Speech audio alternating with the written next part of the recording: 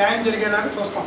కంపల్సరీగా ఏదైనా ప్రభుత్వం చేయకపోయినా మేము అండగా ఉండి మీ తరపు పోరాటం చేస్తా సిద్ధంగా ఉన్నాం. మేము లాస్ట్ ఇయర్ మార్చి మంత్లో MLP అని నోటిఫికేషన్ పడిందండి. దానికి అప్లై చేసుకుని ఉన్నాము. నోటిఫికేషన్ సారాంశం ఏంటి అని చెప్పేసానంటే mid level health care provider అని చెప్పేసి మీకు ట్రైనింగ్ ఇస్తాము. 6 నెలలు ట్రైనింగ్ ఉంటుంది. దాన్ని బ్రిడ్జ్ ప్రోగ్రామ్ అని చెప్పేసి అంటారు. బ్రిడ్జ్ ప్రోగ్రాంలో మీకు స్టైఫండ్ ఇస్తారు. బ్రిడ్జ్ ప్రోగ్రాంలో అవ్వాల్సిన ఖర్చు అంతా కూడా గవర్నమెంటే భరిస్తుంది. కోర్స్ అయిపోయిన తరువాత మీకు కమ్యూనిటీ హెల్త్ ఆఫీసర్ CHO అని చెప్పేసేసని హెల్త్ అండ్ వెల్నెస్ సెంటర్స్ అని ఇప్పుడు మోడిఫికేషన్స్ చేస్తున్నారు కదా సార్, ఆ సెంటర్స్లో కానీ లేదా సబ్ సెంటర్స్లో కానీ మీకు పోస్టింగ్స్ ఇస్తాము అని చెప్పేసేసని ఆ నోటిఫికేషన్ సారాంశం. అండ్ మోర్ ఓవర్ ఆ నోటిఫికేషన్లో ఇంకొకటి బాండ్ కూడా వాళ్ళు రాయించుకున్నారు సార్. 75,000 బాండ్. ఈ 6 months పీరియడ్ మీరు బ్రేక్ చేసిన 3 years మీరు కాంట్రాక్ట్లో చేయాలి మా కింద. ఆ 3 years బ్రేక్ చేసినా సరే 75,000 మీరు పే చేయాల్సి ఉంటుంది అని చెప్పేసేసని బాండ్ రాయించుకున్నారు. ఆ బాండ్లో కూడా CHO అనే మెన్షన్ చేశారు జాబ్ ఏంటి అన్నది. ఇప్పుడు మా ట్రైనింగ్ అయిపోయింది. డిసెంబర్లో మేము ఎగ్జామ్స్ రాసాము, రిజల్ట్స్ వచ్చినాయి. అందరూ పాస్ అయిన వాళ్ళకే ఉద్యోగాలు ఇస్తామన్న సంగతి కూడా మెన్షన్ చేశారండి. అందరూ పాస్ అయ్యాము. నిన్నటి దినాన మాకు కౌన్సిలింగ్ జరుగుతుంది, RD ఆఫీస్కి రండి అని చెప్పేసి అన్నారు. మేము గుంటూరు RD ఆఫీస్కి వెళ్ళామండి.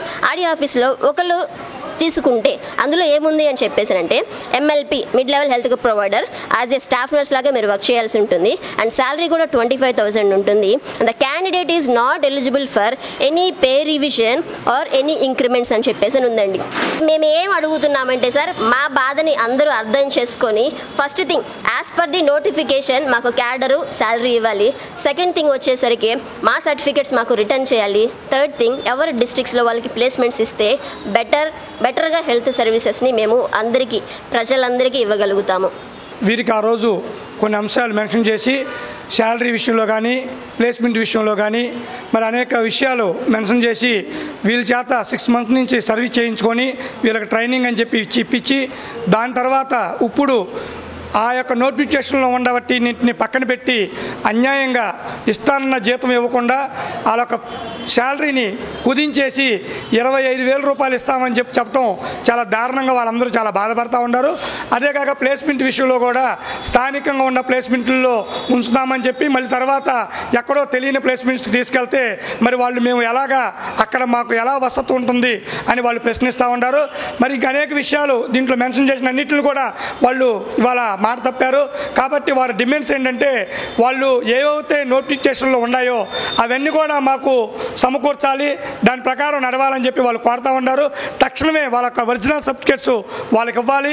వాళ్ళ యొక్క శాలరీని 40,000 రూపాయలు వాళ్ళకి ఇవ్వాలి. వాళ్ళు ఎక్కడైతే ప్లేస్మెంట్ అనుకుంటా ఉన్నారో వాళ్ళకు అనుకూలమైన ప్లేస్మెంట్లు వాళ్ళని ఇవ్వాలి.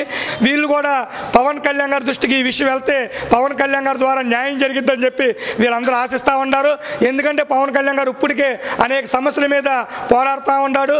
ఏ సమస్యలను పరిష్కరించాలంటే అది నీతిగా పరిష్కరించాల్సింది ఒక పవన్ కళ్యాణ్ గారే. కాబట్టి ఆ పవన్ కళ్యాణ్ గారిని మేము అందరం కూడా కోరుకుంటామని చెప్పి వీళ్ళందరూ అడుగుతూ ఉన్నారు. మరి ఆ విషయాన్ని మేము మా యొక్క అధిష్టానం దగ్గర తీసుకెళ్తాము.